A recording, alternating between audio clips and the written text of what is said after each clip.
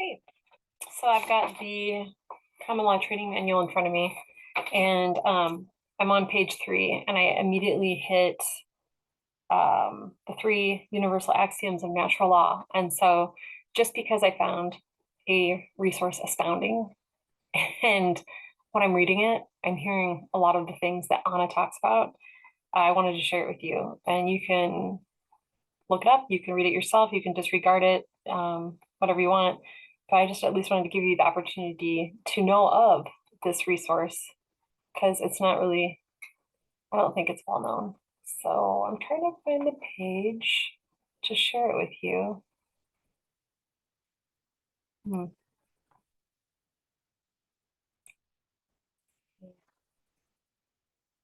Stop sharing, that's not what we want. Well, her article is called My Sources. So let me see if I can get that to come up.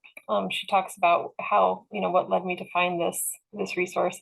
When you find the article called My Sources, in that article, she talks about the royal bastard Edward VIII's daughter, Emily Windsor Craig.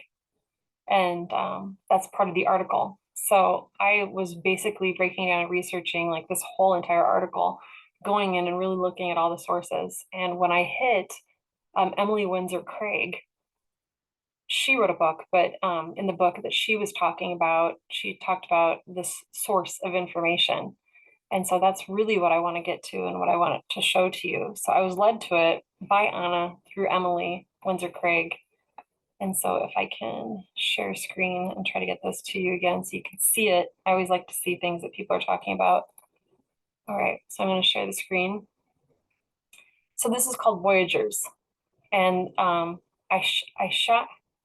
Ashayana Dean is another name for the woman. The woman had an original name and then she changed her name to this, but she's got Voyagers 1, Volume 1, and then there's Voyagers Volume 2. Altogether, this text is smaller than the Common Law book, the Brent Allen Winters book, but it's probably getting up there to 800 to 900 pages. I haven't gotten through the whole thing, but it is extreme disclosure. And when you hear Anna and Terry talk about the Akashic record, when you hear Anna talk about like the different types of, visitors that we've had here and all the different types, it's all in there. Everything's in there. The history of Jesus, what happened, what were the pyramids all about? Atlantis, everything is in there. But probably also important was the Law of One. And so that's when I opened this book, and the 3 universal axioms of natural law is the Law of One, essentially. So, I mean, it just all kind of like pieced together for me in a strange way. So I'll stop share. And if you try to find those books on eBay or on Amazon, you'll pay hundreds upon hundreds of dollars. So rather, instead of doing that, you can go to the very end of that PDF document. It's all free online. You can just read it online. You don't have to buy your own book. But if you want to, the publisher will actually print out the PDF and just mail it to you for like $40. So you just have to go to the end of that document and it tells you how to order it. So anyway, if we get into, oh my gosh, hold on. So unity of creation, the nature and power of all creation is contained within every one of its elements. All things take substance from the nature of the whole, and every element of that whole is equal to every other element. This unity is the basis for the harmony and commonality of all things. Commonality of creation. As a consequence of this unity, every part of creation is connected to and mutually dependent on every other part. By nature, things that are equal to the same common source are equal to each other. Therefore, all things are by that nature placed in common in every part that has an equal share in creation. Goodness of creation. The natural law establishes the wholeness and integrity of all parts of creation. Energy and life is kept in a continual balance for the health and growth of every part. Reality is infused with the divine balance and harmony. So that was on page 3 on the very beginning of this book. Humanity and its sovereign self-governing consciousness. Men and women are complete creation. Men and women are a complete creation dependent on nothing but their own nature, which endows them with an inherent self-governance, that is, the desire and capacity to be fully responsible for themselves, others, and creation. This nature is expressed through their reason and virtue, which are infused with manifest all three of the natural laws. The inborn reason and virtue of people express these laws and manifest as just moral and political principles of liberty, equality, and peace. People are capable of living according to these laws through their own self-consciousness, which makes them just, self-governing men and women who can form lasting covenants by which to live. This sovereign consciousness directs random events into virtuous, purposeful action according to the natural law, and thereby creates ethical existence and meaning.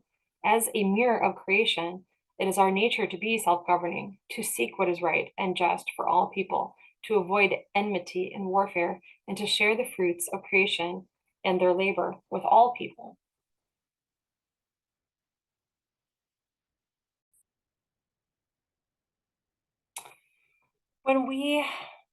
What we call the common law arises from the normal interactions of people with one another according to their nature and customs. Common law basically arose from people interacting and having issues and then sorting it out, essentially. Common law is due process. And so that's basically what I learned from the common law book. And it went through the entire history of the Anglo-Saxons. And so common law is the manifestation of the universal natural law, and it creates no hierarchy or dominating force over the people. On the contrary, common law engenders and defends the natural liberty and just equality of all people without regard to rank or distinction. The root of the common law lies in the Anglo-Saxon tribal traditions of the Danes and the Jutes. And it was a village-based system. These people did not like towns; they didn't like cities, and so they loved the countryside and living out in the country. And so it was small villages and groups of people.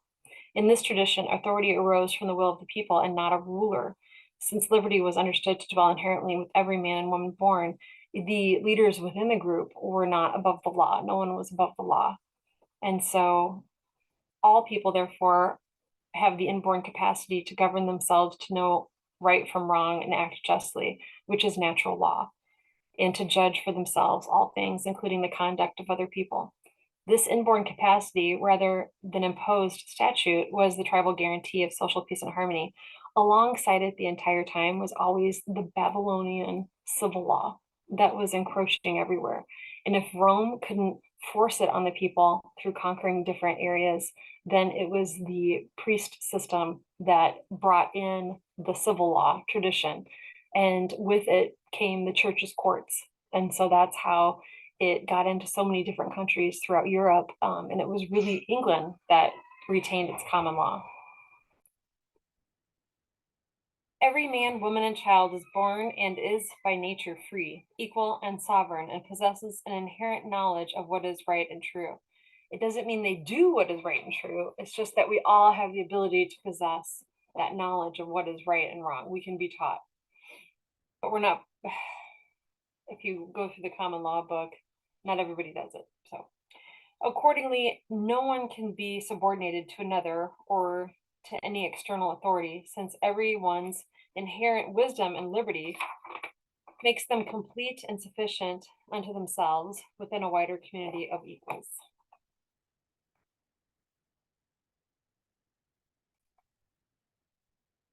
So this personal sovereignty is a reflection of the wider natural law, whereby all life by nature is indivisible and placed in common for the survival and happiness of all. In any just society, this commonality endows all people with the unalienable right to establish among themselves their own governance and defend themselves against any tyranny or violence, including that inflicted by external authorities, sources. Any authority that rules unjustly and arbitrarily without the free and uncoerced consent of the people has lost its right to rule and can be lawfully overthrown. Unjust government is not government, it is tyranny. Plato.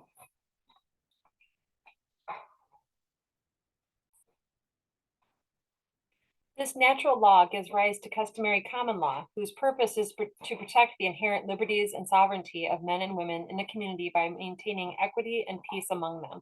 The common law derives its authority from the people themselves and from the capacity of the people to know what is just and to judge right from wrong themselves. This capacity is expressed in a jury system of 12 freely chosen people who are the ultimate judge and authority in common law courts.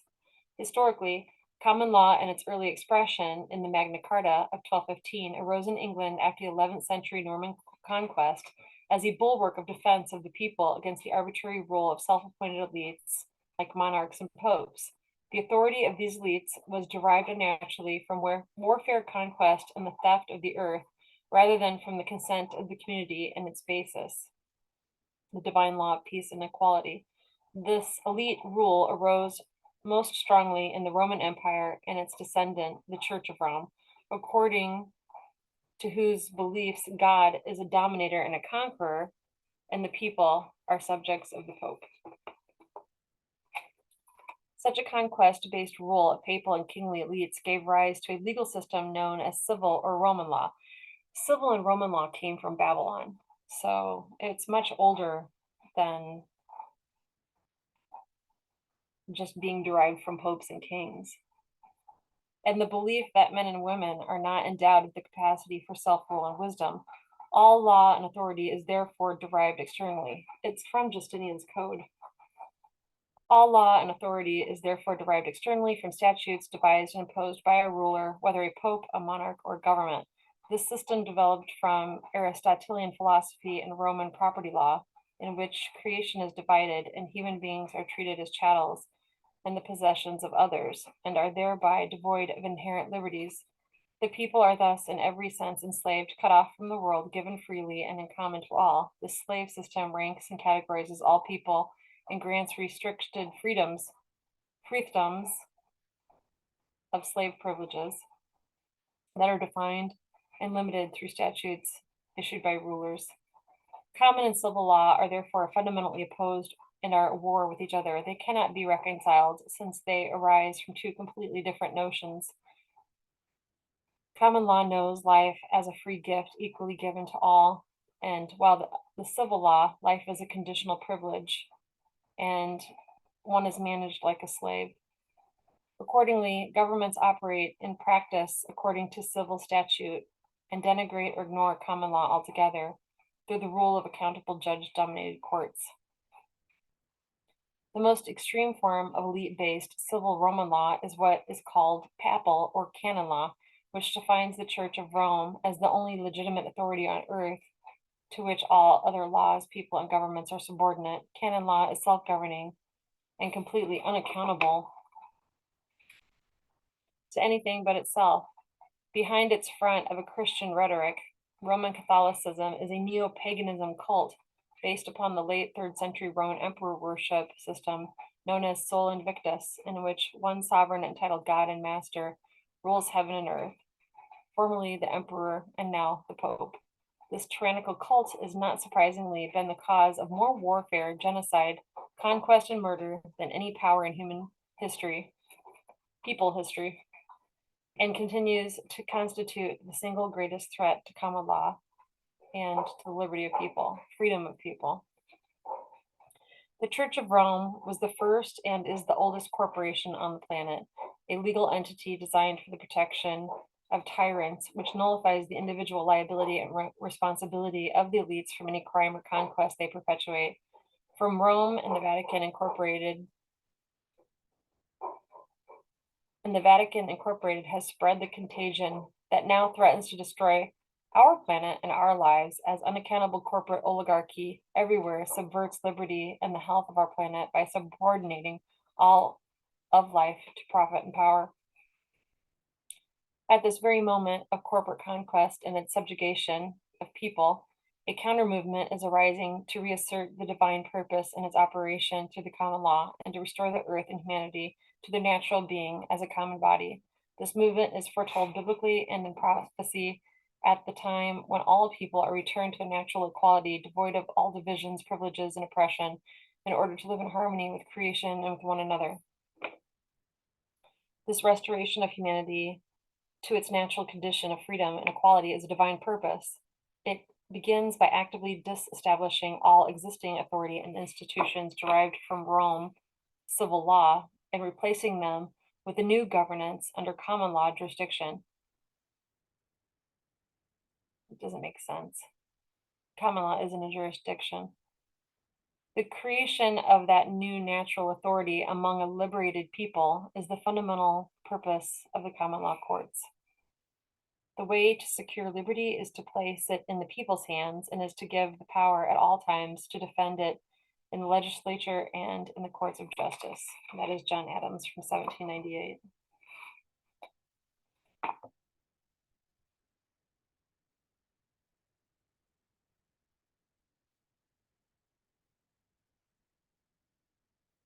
I'm trying to pause and it won't let me.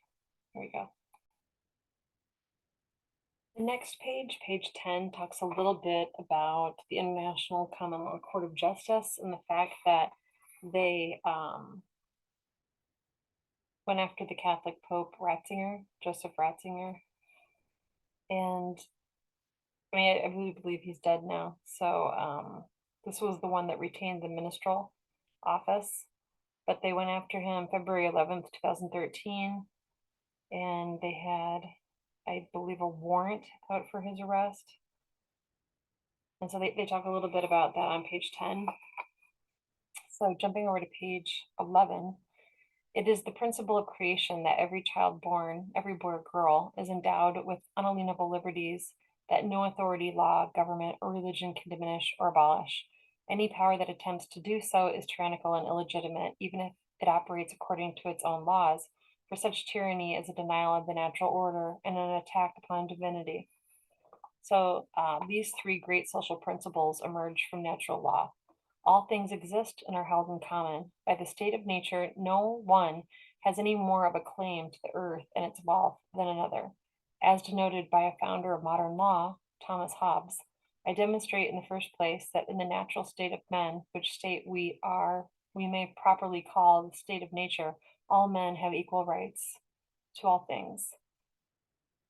And that was in Leviathan, 1651.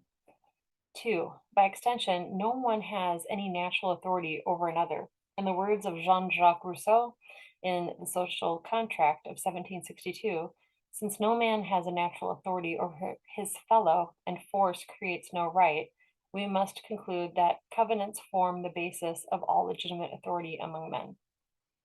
Number 3. The law does harm to no one. Actus regis dimini facit injurium. Arising from the natural law of equity and harmony, no one can lawfully harm another. If one does no harm to another, he cannot be guilty of any offense. John Stuart Mill articulated this principle in his work on liberty, where he argued that the only purpose for which power can be rightfully exercised over any member of a civilized community against its will is to prevent harm to others. So in protection, if you have someone that's doing something that's going to harm everyone else, then they have to be stopped. So an equivalent idea was earlier stated in France's Declaration of the Rights of Man and of the Citizen of 1789 as liberty consists in the freedom to do everything which injures no one else. Hence, the exercise of the natural rights of each man has no limits except those which ensure to other members of the society the enjoyment of the same rights. These limits can only be determined by law. The natural law exists to maintain the natural peace and equity between people and is their shield and protector against the unjust rule rather than a force over them. With the ancient traditions of tribal communities, especially in the Anglo-Saxon world, this law evolved into what became known as the customary or common law, or the law of the land or nature. It has strong echoes in the customs of indigenous nations all over the world. And that takes us up to page 13.